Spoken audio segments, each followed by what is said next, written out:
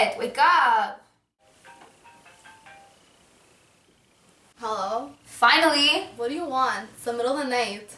It's like lunchtime and I'm in the middle of a crisis. Bex, what's wrong? Did you read that book about Adrian? I'm like totally freaking out. I don't understand anything. Do you mean the picture of Dorian Gray? Yeah, sure, I'll help you. Oh my god, bless. So basically, there's like this painter named Basil, and he's like totally obsessed with Dorian. And Dorian's like totally a babe, just like Oliver Warren. Yeah, so cute, oh my god. Oh my god, he liked my Instagram picture yesterday. 1 second, Bex, I'm gonna put you on speaker. Oh my god, yeah, Prom couple 2015. Like literally, I'm gonna make that happen. Oh my god, Becky, focus! So like, Basil paints a portrait of Dorian while Basil's friend, Lord Henry, sits to watch. Both Basil and Lord Henry are like practically totally in love with Dorian, TBH. Then, Dorian gets totally influenced by Lord Henry. He sees the portrait of himself and is like, OMG, I'm so fab. But then he gets super sad because he realizes that the portrait will stay young forever, but he'll grow all old and nasty.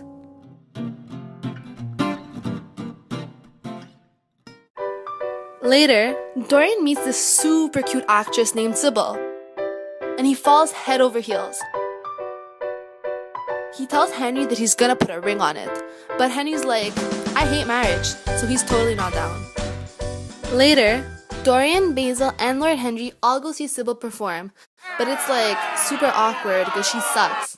Like, kind of as bad as Kristen Stewart in Twilight. Oh my god, yeah. Hashtag Team Edward.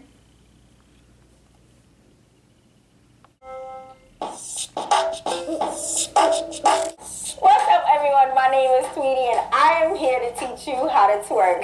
Hey! Anyway, so Dorian goes backstage and goes completely ape shit on Sybil.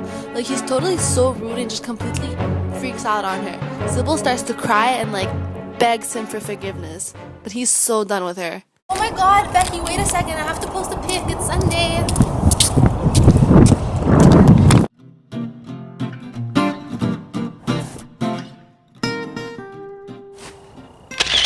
Right. So Dorian goes home and realizes his portrait has like a super creepy sneer now. So he totes wants to fix things with Sybil. He writes her this super cute love letter and tries to redeem himself. No, I'll tell you that one. Snow emoji. Hashtag snow. Hashtag winter. Hashtag fun. Hashtag no filter. Done. So anyways, Becky, as Dorian finishes the letter, Lord Henry breaks the news that Sybil killed herself. Obviously, Dorian freaks out.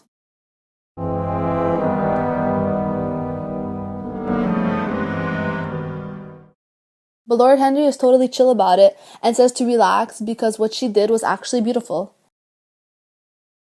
At this point, Dorian is so ashamed of the painting. He doesn't want people to see how like evil he has become. So he decides to lock the painting in some kind of room. Later, Lord Henry sends Dorian this really weird yellow book.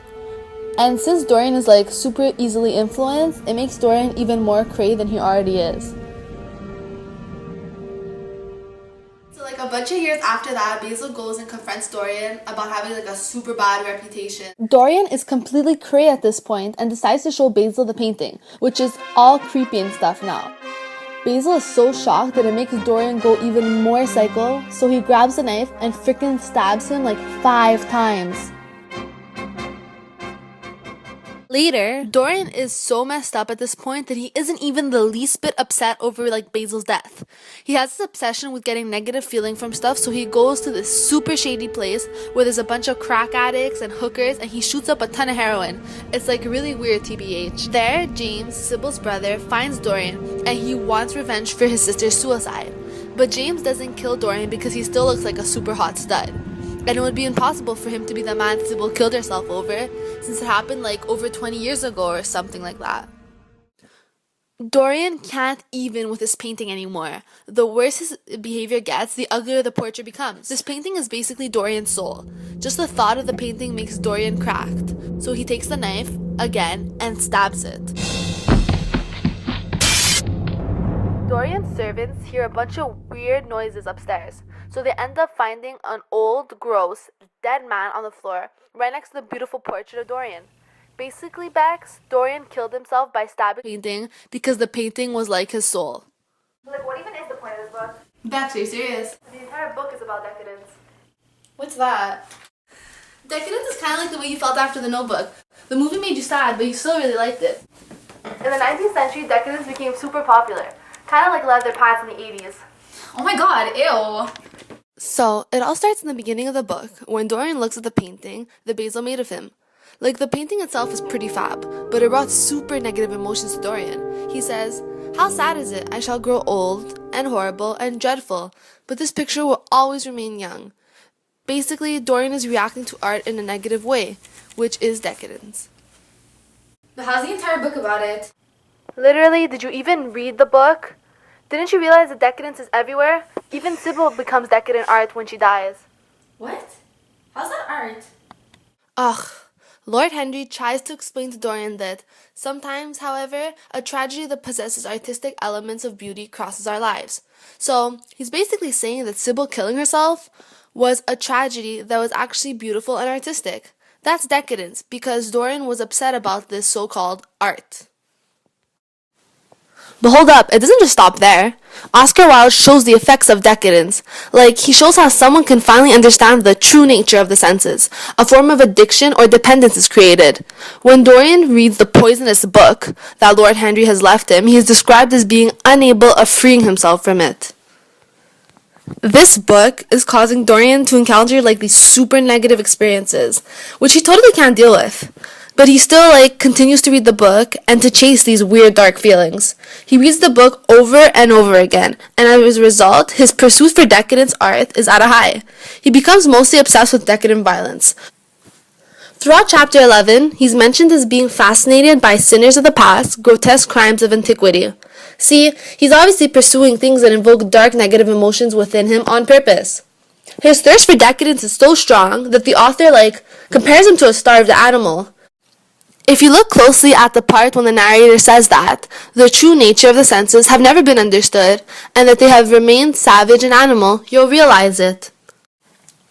Oscar Wilde specifically points out how our senses are so deprived from true experience, which really is anything decadent, like that of a starved animal. So, once our senses finally begin to taste that decadence, it will make someone go totally crazy for decadence. You see this image of a wild animal again when he's about to kill Basil. The mad passions of a hunted animal stirred within him. Dorian's hunt for decadence has made him bloodthirsty and uncontrollable.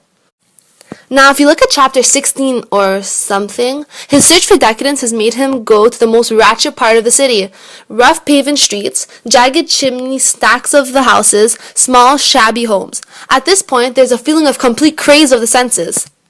His search for this, ultimate sensation is hanging out with the lower classes and acting as immoral as possible, which is kind of ironic if you think about it. And by doing so, he wants to completely sink in negativity.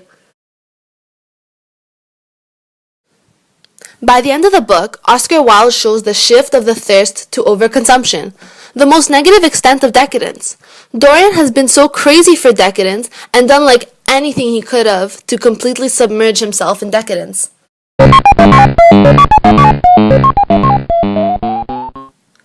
But there's a point where he's totally at the edge, where decadent art has become physically and mentally tiring. In chapter 17, he admits the level of his overconsumption to Lord Henry. "My own personality has become a burden to men. I want to escape, to go away, to forget." Dorian feels worn out, and he even faints, which literally shows Dorian's mental strain because of this decadence. See how the entire book is basically about decadent art and the evolution of decadence within the person experiencing it? What? I still don't get it. Are you kidding me?